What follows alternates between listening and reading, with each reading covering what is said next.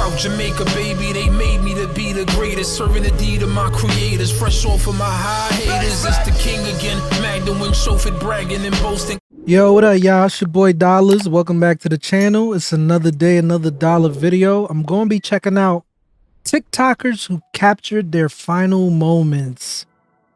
This should be interesting. I don't know how real this one is though. Like, how often has that happened where a TikToker was doing a video and they caught their final moments? Like, who knows? Maybe I'm going to be surprised, but you know, if that really happened, you know, I would like to say rest in peace to all these people that lost their lives. That's horrible.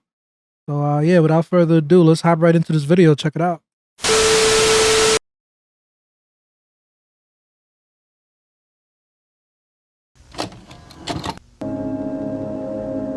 Felicia Kanuchuk, Chubby Goes to Africa, Harrison Gilks.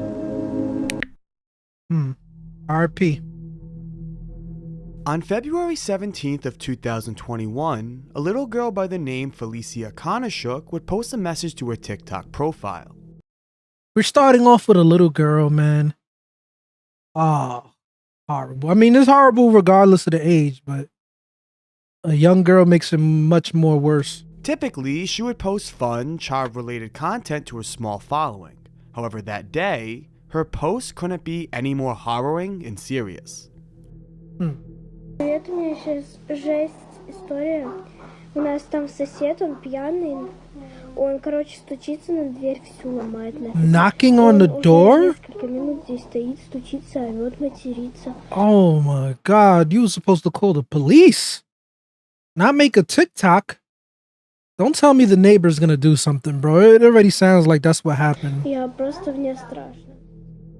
Breaking down the door. On a day when her father left to visit the local shops, their neighbor began to knock on the door. And the father's not there? Being alone with their youngest brother, refused to answer. However, the knocks were persistent and aggressive.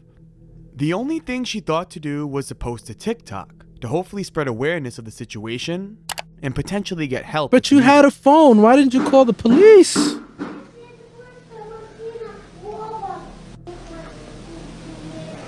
This is why you can't be leaving your kids alone sometimes, bro. You really can't, because shit like this happens too often, bro.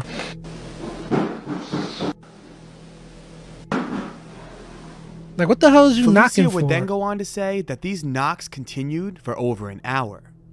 It should also be noted that maintenance men were working on the home during this interaction. However, they ignored the knocks as they felt it wasn't their business to address a visitor. Why Felicia didn't bring her worries to them, I'm not sure. For real. Soon, the knocks would stop, and Felicia would get a message from her friend asking if she wanted to go to the park in hopes of feeling safe with fellow company. Relieved, she quickly said yes and waited for her friend. During this time, Felicia's father would arrive home, and after hearing a soft knock on the door, Felicia would answer. Yo, bro, I heard a loud ass knock on my door, and I think it was the video. I thought somebody was really knocking on my door. Let me run that back. Relieved, she quickly said yes and waited for her friend. During this time, Felicia's father would arrive home, and after hearing a soft knock on the door, Felicia would answer. Bro, that's the freaking video. Why the hell that freaking knock is so loud? Bro, he wildin'. Only to be greeted in fear by the I neighbor. thought somebody really was knocking on my door. In a swift attempt to close the door, Felicia was shot numerous times. Her father quickly ran to his daughter's side, Wow. and after screaming at the maintenance worker to call for help, listened to his daughter's final words. "Dad, I have been killed." Oh, The neighbor wow. in question was a 33-year-old man named Vasily Donets. Fucking According to psychopath. Felicia's father, the two were typically in good standings. However, recent arguments regarding noise complaints left their relationship tense. This was likely the catalyst for Vasily's torment on the children that day. and But the why would reason you for take it out on Felicia's kids, demise. though? This shooting occurred only 15 minutes after she posted her last TikTok. That's sad, man. Rest in peace to that girl. Hope that guy fries in hell.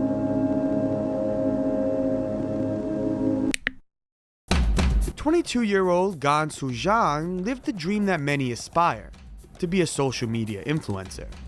At first, he simply would document his experiences in different parts of the world, capturing different cultures and fascinating customs. These videos would solely be for his own collection, however this would soon I think I heard about this dude. He had like a rival influencer that killed him, if I'm not mistaken. change. His worldwide adventure would be halted once he landed in Africa, not because of any financial or technical issue, but because he fell in love with the continent. He bonded with the locals and found immense joy in immersing himself in their livelihood. He soon found a girlfriend, and after capturing some videos of the local food, had an idea. What if he posted all these videos to social media? Gon created a TikTok account called Chubby Goes to Africa, where him and his girlfriend would travel across Africa to try different foods and talk with locals in the area. The idea was an immediate success, and Why do I feel so afraid of what's gonna happen to this dude? It's like everything is going so well in his life. You know, he's living the dream, and then struck by bad luck or whatever happened. I don't know. Like, I'm afraid to continue the freaking video because I don't want to know what happened to this guy. It's like, damn. it wasn't long before his account would take off. Soon he built a social media team and enjoyed the lifestyle of traveling across Africa to an audience of about 5 million people. With this type of fame comes those who follow. Some of Gon's fans would become friends and join Gon in his adventure across the continent. They would each develop their own social media following because of this, and for the most part, every team member was more than happy with this sporadic fame. All except for one. 32-year-old Fang Zhang Young was a member of this content group. He was friends with everybody, however his personality didn't quite mesh well with the others. Gon This is why you can't let everybody into your circle, bro. You might have people that claim to be fans of you that just want to get close to hurt you, you know? And as much as you want to show love to everybody, especially the people that support you, some of these people, you don't know them. You know, like 40,000 people subscribe to me that I don't know, but, you know, some of them probably got screws looses. Like, you get what I'm saying? And I want to show love to everybody, but you just never know, bro. You really don't know. And people always judging you when you do social media or like YouTube, but it's like, it takes a lot to do this shit. You know how I look. I don't know how you look. So I could be outside walking around and somebody could recognize me and might have bad intentions. You get what I'm saying? But I don't know. But that's the scary thing about doing YouTube. That's what I thought about before I even started a YouTube channel. It's like, people are going to know me. You know what I'm saying? And there's going to be a lot of people that recognize you that you don't even know from a hole in the wall. Gon was typically known to be a very charismatic, comfortable person to be around. Part of this is likely to influence his success. However, Fang was quite the opposite. People have been found noting that interacting with Fang was often awkward, making them uncomfortable when creating content for TikTok. Despite this though, Gon still encouraged Fang to continue. However, as tensions between the group rose, Fang was unfortunately let go. While you might think that this would cause an altercation. So this is the same dude, right? The same story about the dude had a rival content creator, or maybe it was another one, but I don't know. Between the two, Fang was surprisingly understanding. He departed from the group and continued to make content on his own, showing moderate success and traveling across the world in a similar fashion as Gon. Everyone's relationship seemed beautiful. However, it wouldn't be long before tensions would rise once again. According to Fang, when Gon was traveling to China to visit family, he gave Gon roughly $1,500 to purchase him an iPhone, as doing so in Africa was impossible. Gon agreed, however after returning, no iPhone was bought and the money Fang sent him was not returned. There is no confirmation to the legitimacy of this story. However, Gon would choose. So yeah, this is the story then. Because I know it happened in China. So he went back to China and that's when he got killed by this guy. But who knows if that was the truth, bro. He probably made that story up to the authorities. They wanted to know why he did it. And, you know, he just said, oh, I gave him money to buy a phone for me and he never brought it or gave me the money back. But that's what he's saying. There's no evidence that that was the case. Choose not to address the situation. Fang would continue to make claims against Gon and his team, saying that they sent virus-infested meals to his home and destroyed property that Fang owned.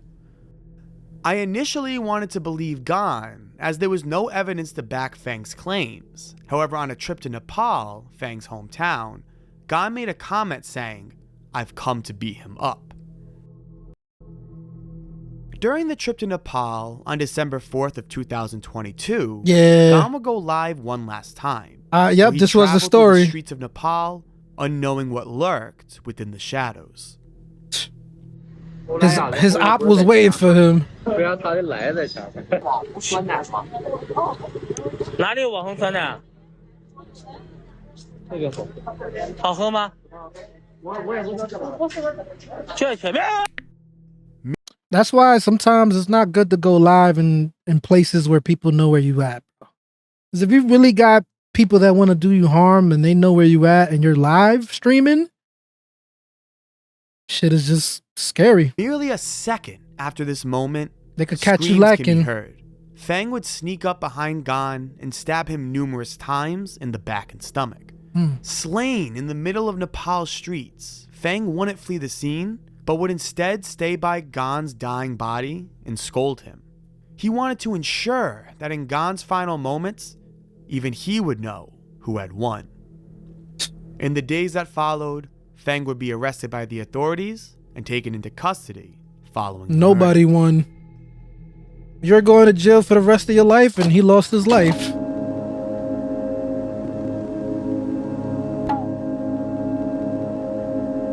Killed by somebody you try to help. Harrison Gilks, a Canadian teenager, got diagnosed with a rare cancer known as rhabdomyosarcoma at only the young age of 16. It wasn't until 2 years later that he would find out his cancer was terminal. However, instead of wasting his final years depressed and alone, he decided to do something inspiring. That's so young, bro. I'd like to make a little series called maybe like bucket list series. I'm gonna go out. Shit like this, bro. Not even shit. Stories like this, it just shows you that we take a lot of things for granted. And every second that we're breathing air, we should be thanking the Lord. We should be giving thanks to God that we have life.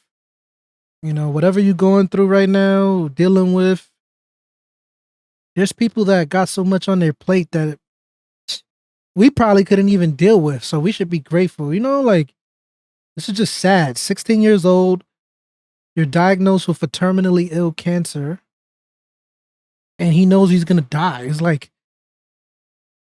knowing that, being that young, I don't know how you do it.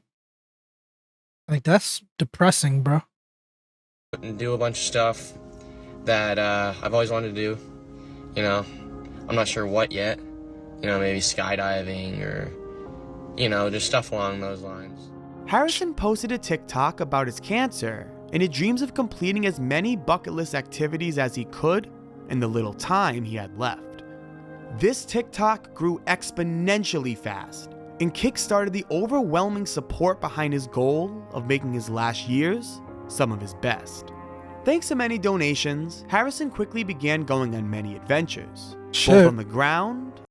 He probably did so much things that people don't even do in a lifetime. He did it in that short period of time. And in the sky.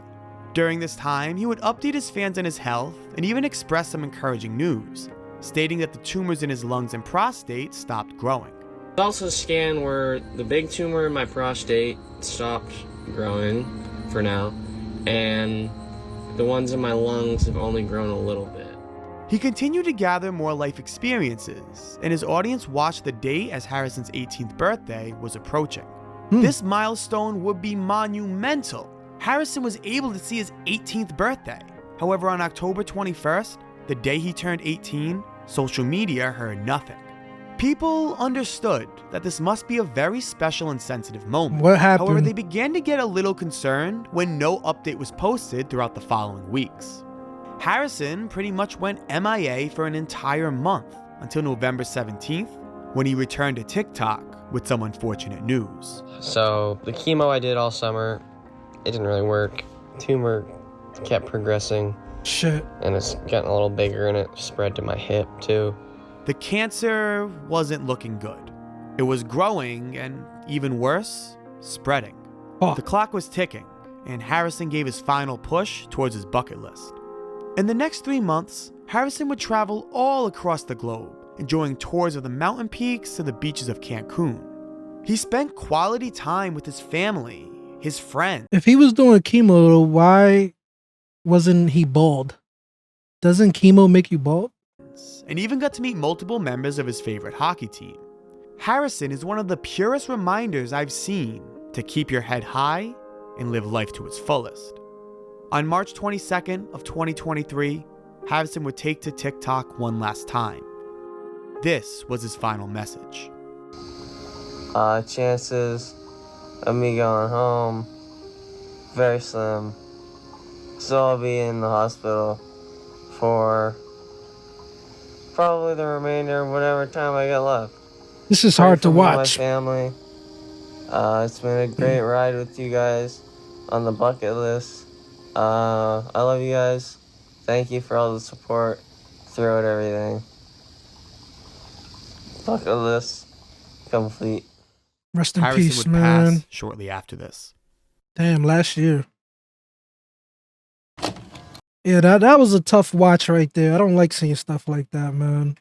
Something about me is like I've always been able to feel what other people go through, you know? Like I forgot the word for it. There's a word for it.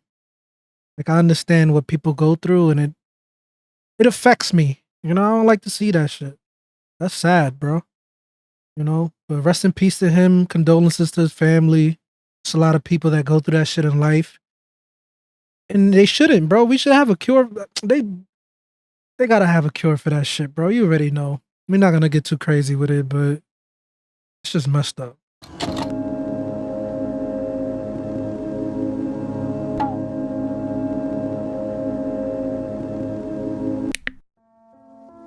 Inquisitor The word was sympathize. I could sympathize with people like that. You know, people that go through shit like that. is just as tragic as any other entry in this list. Unlike the others, however, it's not a display of unfortunate circumstance, nor a crossfire between two colliding parties. This is an example of how even the best decisions don't guarantee the best life. Inquisitor was a famous TikToker who cosplayed as the character Ghost from the Call of Duty franchise. In the video game, Ghost is most known for his silent and mysterious persona. However, Inquisitor favorite brought his own character in Call of to the Duty. man behind the mask. He was easygoing, always positive, and remembered to use his following for good and spread kind messages to those watching. Why are you so splendid? Around every edge, Inquisitor just seemed like a good guy. Unfortunately for him, however, he didn't account for the evil that often follows with fame. As his audience grew, Inquisitor decided to hire a female editor to help him develop content to keep up with his newfound success. As content began to get pushed out, Inquisitor would continuously compliment the work. He would always mention how it looked fantastic, and would often use the phrase, "I love her." It should be noted that this was said as a friendly gesture, one that he used loose and often with many people. Sounds like we got a case of fatal attraction or something. Like she probably started catching feelings and he didn't intend for that to happen. So she probably went psycho. However, in this day and age, Inquisitor should have watched his words a little more carefully. As it turned out, Inquisitor's editor was underage and saying phrases such as, "I want to marry her," although in context as a compliment towards her editing work, was something that I mean, I don't know. Why would you say that though? You know, like, why would you use that language? "I want to marry her," instead of just saying, "Oh, great job." raised suspicion, something that caught up to Inquisitor very quickly.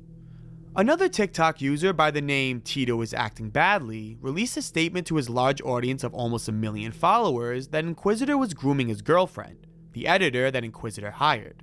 He used out-of-context chat logs and involved the endearing phrases such as "I love you" to spread a rumor that the 17-year-old girl was being groomed by the man in the mask. People quickly turned. So it sounded like dude was hating on Inquisitor and he took stuff that was out of context to paint him in a bad light. And you know, when you got success and there's people that's in the same type of category or niche that you're in, there's going to be haters and people that want to see you fail. Against Inquisitor, and his brand of a loving and friendly face was now tarnished. In other words, Inquisitor's life as a social media icon was now ruined. Damn.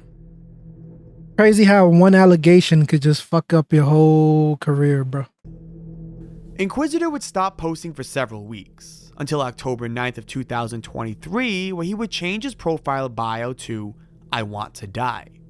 He would then go live a few hours later, where all you could see was a glass door in an empty room. As the live stream continued, rocks would come flying through as Inquisitor's family began to break into his home. No one knew what was going on.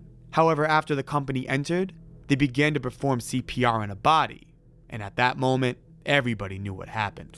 Inquisitor took his life just off screen from the live stream. That was dark. After this, evidence began to surface of the master plan that had been in effect for months. Tito and Inquisitor's editor were trying to frame Inquisitor of being a predator. They were working together? Oh, I hope they fucking threw the book at these two motherfuckers, bro. Chat logs were leaked between Inquisitor and his editor that showed the young woman trying to form a relationship with Inquisitor. However, she was declined numerous times. At one point, she even lied, stating she wasn't a minor. However, Inquisitor still asked for her to kindly stop talking to him. Chat logs between Tito and the editor even leaked, showing proof that they were trying to gather evidence to tarnish Inquisitor's reputation. So the editor was the girlfriend of Tito. Yo, this is so fucking crazy. This is crazy. I want to see more about this story because that's some fucked up shit. Every accusation was a lie. They set him up. Out about it just when it was too late. They set him up, bro. That's Inquisitor was a loving friend that shared his personality to the internet. He spread positive messages and advice to anyone who needed it. He was a good person, someone who found himself in the crosshairs of a malicious evil. Although gone too soon. This is why people got to do their due diligence whenever allegations come out. Like, you can't just automatically believe every situation that you hear, bro. Because you never know what's the truth until you see the evidence. And this guy should have not took his life out. You know, like, he probably had enough money to get a lawyer and prove his innocence. Like, he didn't have to take his life, but you know, he probably felt like it was over. It was depressing, a lose-lose situation for him. But he was innocent. You get what I'm saying? So, like, you should never give up, bro. Especially when you know you ain't do nothing wrong. Soon, I'm glad the truth came out, as Inquisitor can now be remembered as the great person he was. That's so sad. And not for the predator he wasn't. May everyone on this list rest in peace. Yeah, man. Again, rest in peace to all these people in this video, man. This was actually tough to watch, but it was very insightful. Like, I learned a lot. You know, there's always something crazy going on in this world, and just got to be careful with everything you do, man. You got to dot your T's and cross your I's, because you never know, man. People may say they love you, but have it in for you, you know. And it's crazy because they say when people get murdered, I don't know what the percentage is, but it's most of the time somebody that you know that's close to you. Yeah, especially if you're somebody in this type of light, an influencer, a YouTuber, TikToker, you really got to be careful with who you surround yourself with. But yeah, man, I thought this was a great documentary. I can't wait to check out more from this channel. If you enjoyed this reaction, drop a like, leave a comment, and subscribe to the next one. Your boy, I'm off this. For my time goes by, they gon' raise a nigga jersey in the sky. Treat a nigga right, big dreaming on my life. Shorty wanna get some air, I go and get her when I fly. Taking off on these niggas I retire. The minute I catch fire, I smoked them all before, just revisiting the high.